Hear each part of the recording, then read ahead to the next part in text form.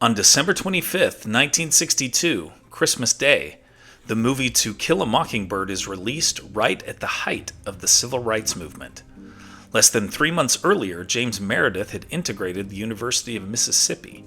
8 months later, MLK would give his I Have a Dream speech at the March on Washington. To Kill a Mockingbird is based on a Pulitzer Prize-winning 1960 book of the same name by Harper Lee, and it is a rare case where a book and a film are equally great. A fictional yet realistic story, it is set in a small Alabama town in the 1930s. Gregory Peck stars as small-town attorney Atticus Finch, and Robert Duvall gets his first role in a major film as reclusive neighbor Boo Radley. But the story is told from the perspective of a young girl nicknamed Scout, recounting her adventures with her brother Jem and a neighbor named Dill. The main storyline deals with Tom Robinson, a black man who is on trial, accused of raping a white woman. The courtroom scenes are absolutely intense, and they are so brilliantly shot.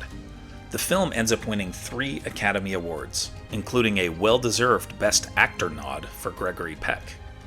In 2003, the American Film Institute named Atticus Finch, Peck's character, the greatest hero in movie history. Here are other events that happened today in history. In 1776, George Washington's army begins crossing the Delaware River before the Battle of Trenton. In 1914, during World War I, German soldiers along the front lines initiate the Christmas Truce. In 1941, Irving Berlin's White Christmas premieres, performed by Bing Crosby on his weekly radio show. In 1971, the Dolphins defeat the Chiefs in the second overtime of the longest game in NFL history. In 1991, in a speech, Mikhail Gorbachev announces his resignation as president of the Soviet Union. In 2002, New Mexico kicker Katie Nida becomes the first woman to play in a Division I college football game.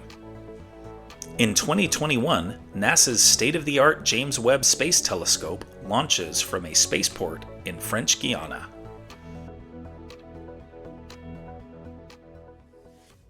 And now, it's time for our Today in History quiz. Who was in charge of George Washington's artillery during the Delaware Crossing and subsequent Battle of Trenton? Alexander Hamilton, James Monroe, Henry Knox, or Nathaniel Greene? Think you know the answer? Drop your guesses in the comments below. Find out if you're right tomorrow on Today in History.